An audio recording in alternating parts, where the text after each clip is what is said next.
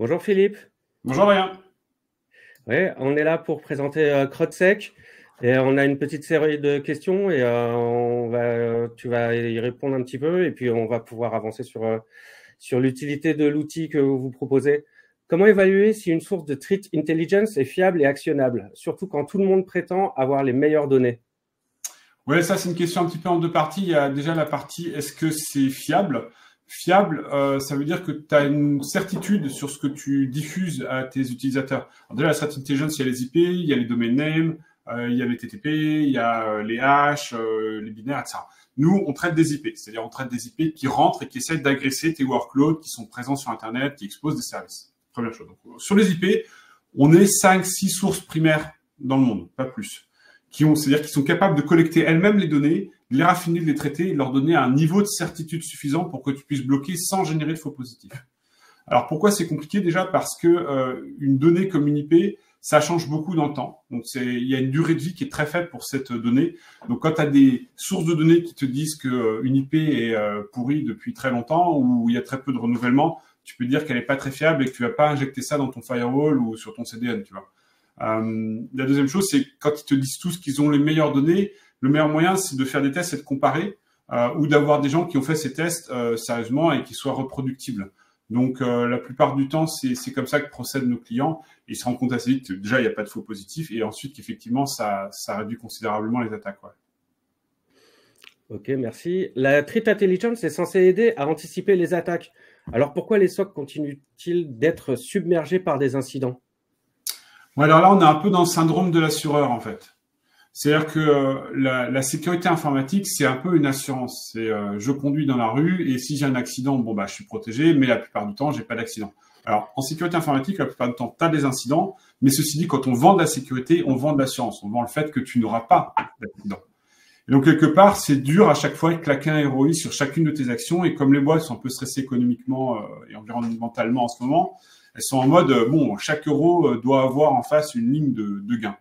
Donc jusqu'ici, on avait tous un peu de mal à dire combien ça représentait. Maintenant, on a des études assez fiables qui expliquent les gains que tu peux espérer avec un thread feed. Et donc, du coup, comment tu vas alléger ton SOC. Et en moyenne, dans une boîte qui fait 1000, 2000 personnes, tu vas économiser 2 personnes au SOC avec une source fiable que tu aurais par ailleurs employé si tu avais tout le temps toutes tes alertes qui arrivaient jusque chez toi. Alertes qui pour la plupart sont bénignes.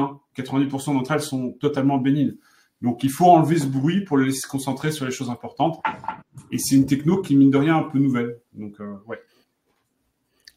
Ok. CrowdSec prône l'intelligence collective. Pourquoi les entreprises hésitent-elles encore à partager leurs données de menace?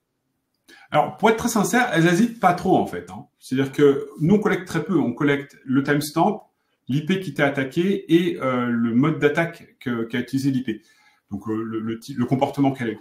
Donc, en fait, on n'exporte pas les logs. Donc, partant de là, et puis parce qu'on respecte le RGPD, ça veut dire que la plupart des gens, la très grande majorité des utilisateurs de CrowdSec partagent les données avec nous. S'ils veulent pas, c'est OK. Ça a une contrepartie qui va être qu'on va être moins précis pour eux, mais je crois qu'on va y retoucher dans pas longtemps. Donc, la plupart du temps, maintenant, elles ont plus trop de problèmes à partager ce qu'on appelle les IOC, les méta de leur attaque. Par contre, elles ne veulent pas partager leurs logs, ce qui paraît bien légitime, surtout au point de vue RGPD. Ok. Toutes les entreprises disent utiliser de la threat intelligence, mais en réalité, qui l'exploite vraiment en ce moment? Alors, les grands comptes, très, très clairement, tous les CAC 40, voire même le SBF 250, les boîtes américaines du NICE, etc.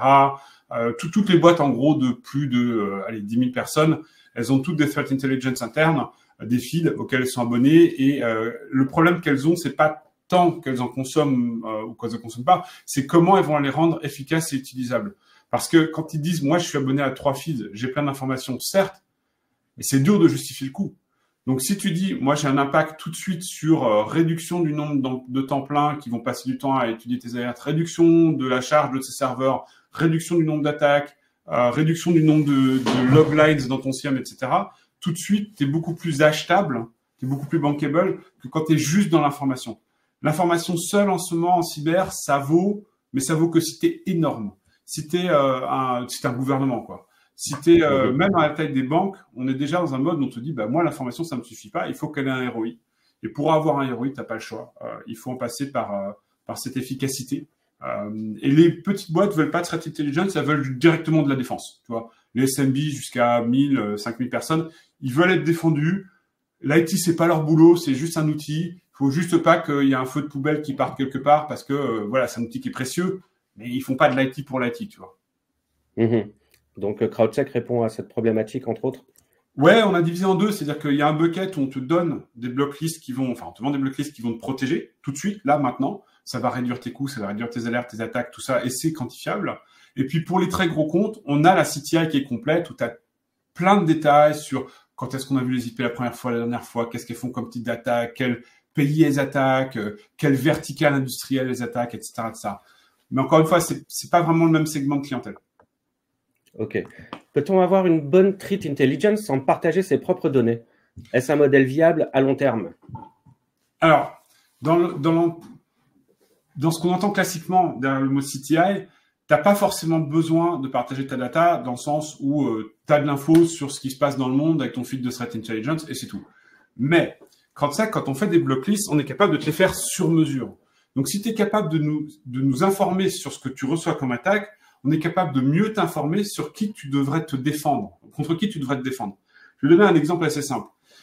Si tu es une boîte, par exemple, de healthcare, je protège ton système. Si tu partages avec moi les attaques que tu reçois, je suis capable de te dire, tiens, ces IP, je les ai aussi vues là, là, là et là dans d'autres hôpitaux, par exemple. Et donc, toutes celles que je vois chez les autres hôpitaux, elles sont susceptibles de venir chez toi aussi. Donc, je vais étendre ta couverture de blocklist parce que je sais que tu es dans le healthcare et parce que je sais que tu as eu ces attaques, ce que je pourrais pas faire si tu partages rien avec moi. Donc, en gros, l'idée derrière CrowdSec, c'est évidemment un peu un pétrole contre nourriture, tu vois. Tu me donnes le signal, je te donne du software, super. Mais en retour, je suis capable de mieux qualifier ce que je te donne, de le faire un peu sur mesure parce que tu me dis un peu mieux aussi par qui tu es attaqué et que moi, je peux anticiper, notamment avec des IA et du greffe AI, qu'est-ce qui va t'attaquer demain. Donc, le partage dans ce sens est une valeur qui t'aide et pas uniquement un payback pour nous, quoi. Très bien. Quelle est la part réelle de la threat intelligence dans la réduction des temps de détection et de réponse aux incidents? Alors, la threat intelligence, sous le sens blocklist, énorme.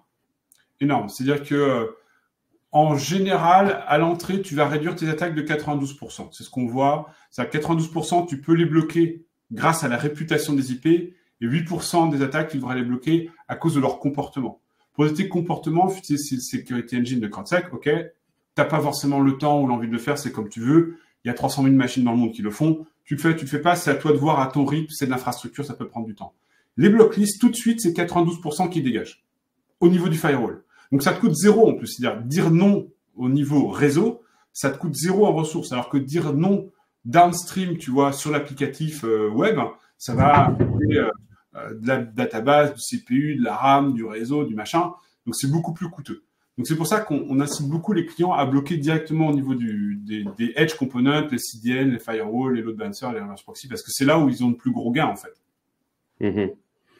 Ok. Et les cybercriminels connaissent aussi la threat intelligence. Comment éviter de jouer une partie où ils sont toujours à un coup d'avance?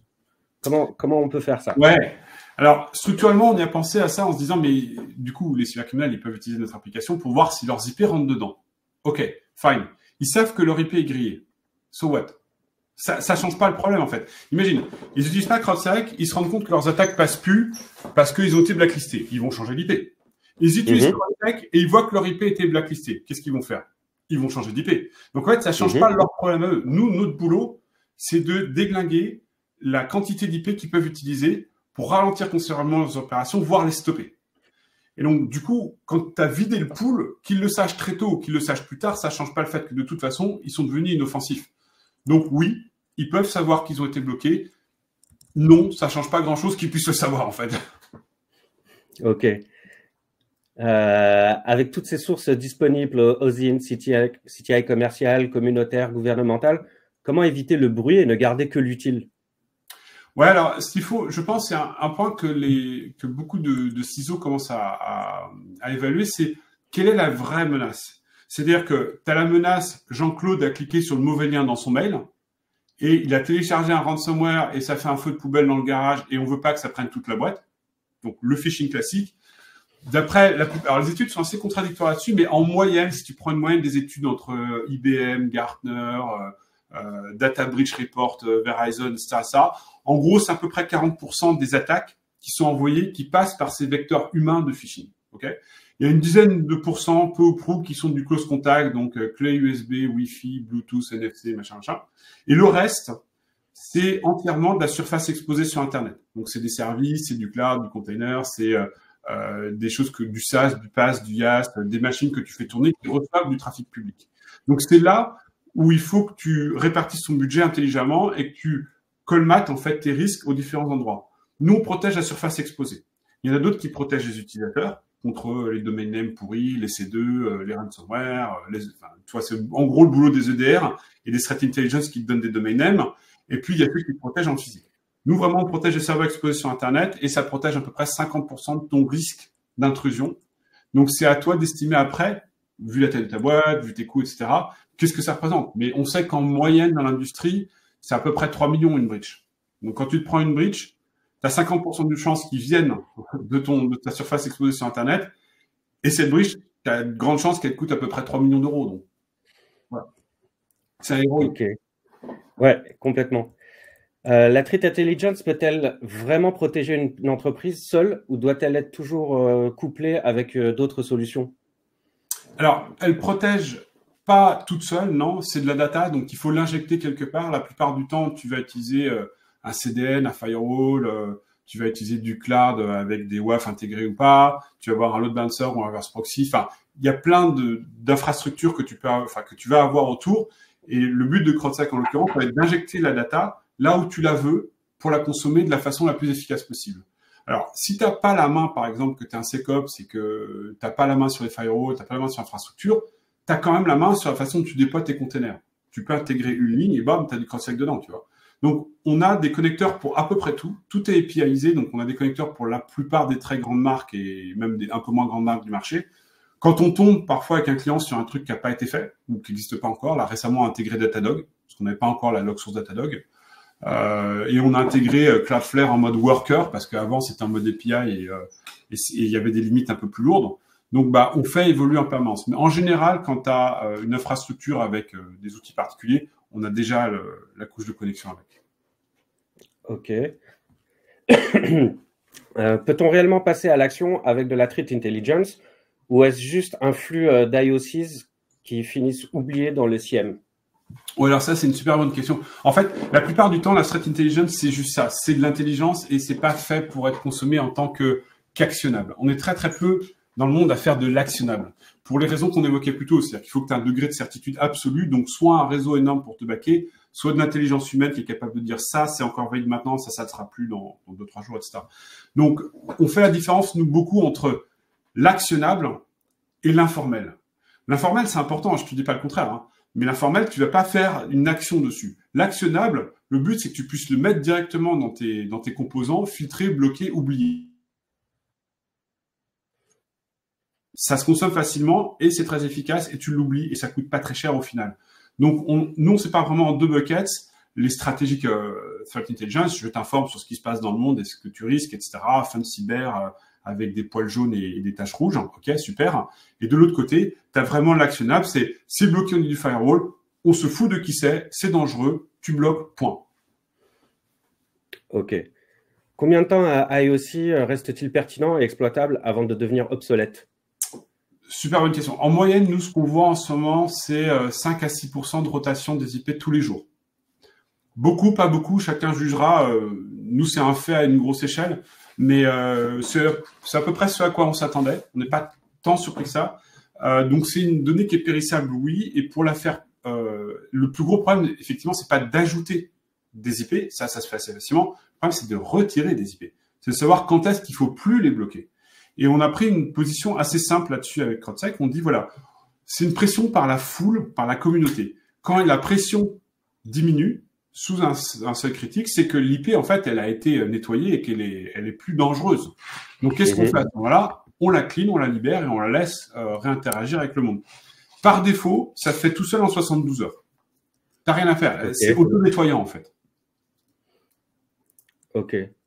Quels sont les arguments en faveur de la Threat Intelligence open source par rapport aux solutions propriétaires? Alors, nous, on a choisi précisément de le faire open source pour une raison très simple. C'est que la première friction à l'adoption, c'est l'argent. C'est-à-dire que si ça te coûte quelque chose, on va reprendre un cas, le cas de Waze, par exemple. Waze, si ça avait coûté ne serait-ce que 2 € ou 2 $ de l'acheter pour le mettre sur ton téléphone, ça aurait jamais aussi bien marché que ce que ça a été jusque-là. C'est parce que c'est gratuit que ça a fait un côté viral. Le but d'avoir une intelligence source comme CrowdSec, c'est qu'elle soit immense, c'est que le réseau soit le plus grand possible. Donc, si tu fais payer ce qui te fournit du signal, c'est contre-productif pour toi. Donc, on se dit au début, il faut qu'on couvre le maximum de protocoles possibles. Donc, l'open source, c'est bien pour ça parce que les gens vont contribuer des scénarios, vont contribuer des parseurs, vont nous aider à couvrir toutes les technologies qu'on ne pourrait pas couvrir tout seul en étant un éditeur de taille raisonnable, tu vois. Et la deuxième chose, c'est qu'on se dit, puisque c'est open source et que c'est gratuit, puisque c'est gratuit en plus, autant le faire open source, autant profiter de l'ensemble de la communauté. Et puis, en plus, les gens, quand tu parles de cybersécurité, ils aiment bien savoir ce qu'il y a dans le moteur. Ils aiment bien se dire, waouh, c'est pas un autre SolarWinds in the making où il y a un truc pourri planqué qu'on savait pas. Non, là, tu peux regarder le code. Je veux dire, ça fait 5 ans que le code est en ligne, il n'y a jamais une CVE, une vulnérabilité dessus. C'est-à-dire que déjà, l'équipe est sérieuse, qu'il y a des reviews, etc., et que tu peux le vérifier toi-même. Et d'ailleurs, on a été audité, il y a des tas de gens qui ont fait des reviews de code, et je pense que c'est un gage de qualité de nos jours dont il est assez dur de se passer, en fait. Ok, parfait. Y a-t-il un risque de dépendance excessive aux plateformes de Threat Intelligence? Et que se passe-t-il si elles sont compromises ou deviennent inefficaces? Alors, un risque de dépendance, je pense que c'est une bonne dépendance dans le sens où elle t'aide en général. Donc, c'est pas un vrai risque au sens où toi, tu risques quelque chose. Peut-être que tu risques que tes prix augmentent, mais ça ira pas beaucoup plus loin que ça. Si la source devient compromise, par contre, ouais, là, t'as un énorme problème parce que tu fais confiance à quelqu'un qui te dit, bloque cette data. Et en contrepartie, toi, tu te retrouves à faire un bloc sans vraiment savoir pourquoi, juste parce que tu fais confiance aveuglément à ta source de CTI. Et justement, si elle n'est pas crowdsourcée, si elle n'est pas à grosse échelle, si elle n'est pas open sourcée, tu es un peu dans un domaine où tu es très, très, très dépendant et tu as très, très, très peu de droit de regard. Je crois que ça, que l'avantage, c'est que quand une IP est bloquée, tu peux savoir pourquoi, depuis quand, où, qui l'a vu. Enfin, tu vois, la justification de pourquoi elle est bloquée est toujours présente. Et à chaque fois qu'on nous a demandé, mais dites-moi, cette IP, elle a été bloquée par erreur, à chaque fois, le mec s'est rendu compte que sa machine était compromise. Il le savait pas. Ah oui, pardon.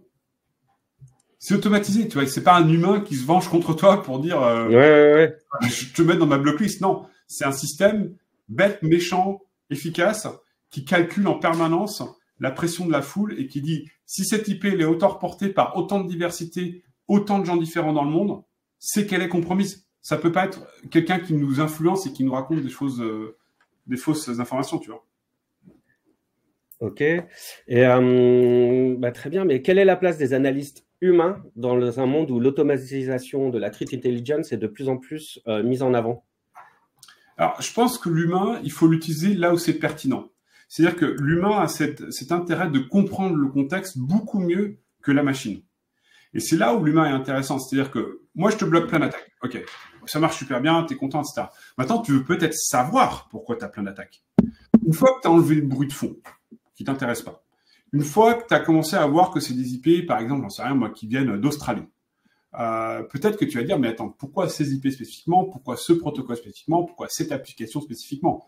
Moi, mon soft, il sait pas te le dire. Il comprend pas le pourquoi, tu vois, stratégiquement, cet attaquant s'acharne sur toi. Sauf que la grosse différence, ça revient à ta question un petit peu pourquoi les SOC sont submergés d'incidents, c'est une fois que ton SOC, il respire, une fois qu'il arrête de traiter des trucs inutiles et de l'information, genre, oh, yet again, un truc qui fait du bruit, il va se concentrer sur pourquoi ces IP qui viennent d'Australie s'attaquent spécifiquement à ma page de paiement. Et ça va l'intéresser et il va avoir le temps de le faire. Et donc, je pense qu'il peut être l'humain à ce pourquoi il est bon, c'est-à-dire comprendre et contextualiser une information et surtout pas à ce pourquoi il est mauvais, traiter une très grande quantité d'informations, ce qui est typiquement l'apanage des systèmes automatisés. Ok. La Threat Intelligence versus Compliance, est-ce un outil opérationnel ou juste un moyen de cocher des cases pour les RSSI? Alors, jusque-là, ça a été beaucoup la deuxième. Jusque-là, c'était « vous devez savoir », etc. DORA et NIS2 changent un petit peu la donne là-dessus. On commence à avoir des demandes crédibles et réalistes de la part du législateur qui sont de partager tes IOC pour voir si plusieurs sont sous attaque en même temps, de la même façon, par le même acteur, etc. Et donc, du coup, c'est plus juste un truc décoratif, hein. C'est devenu quelque chose, c'est plus une case à cocher, c'est devenu quelque chose d'opérationnalisable qui te défend et que le législateur t'oblige à avoir pour être plus efficace et pas tomber demain sous les coups d'une attaque, d'un acteur. Donc, je pense que ça a été très longtemps quelque chose qui était peut-être un peu de l'ordre du oui, il fallait. Maintenant, c'est quelque chose de l'ordre de si je l'ai pas, je me mets vraiment en risque et en plus, je me mets en risque législatif, hein, enfin, d'un point de vue de la loi, pardon. Ouais. Donc, ouais, il y a des risques pénals. Il y a un risque pénal et je trouve à ce titre, d'ailleurs, il faut rendre justice à nos législateurs. Ils ont fait du bon taf. Entre DORA, NIS 2, le RGPD, c'est des règlements qui font référence mondialement maintenant. C'est-à-dire que les autres pays prennent exemple sur la normalisation faite par les Européens. On a entendu beaucoup de choses sur oui, trop de lois, trop de normes, tue le business, etc. Ouais, enfin on voit ce qui se passe aux États-Unis. Laisser tout ça en vrac, c'est pas forcément la meilleure des idées pour le consommateur final ou voilà, qui pourra pas se retourner contre une boîte qui a leaké ses data, tu vois, et qui pourra pas changer sa date de naissance ou son numéro de sécurité sociale. Bon là, aux États-Unis, c'est bon, c'est la fête, tu fais ce que tu veux, tout le monde s'en fout. En Europe, tu peux pas, et c'est très bien. C'est très bien, tu es obligé d'être sérieux et je pense qu'il faut rendre grâce à nos législateurs là-dessus. Ils ont fait du bon taf et ça inspire le monde entier. Super. Bah, écoute, merci beaucoup Philippe pour cette belle introduction de la Threat Intelligence chez CrowdSec. Ouais. Je te laisse là et à très vite alors. À très vite Adrien, merci. Merci beaucoup.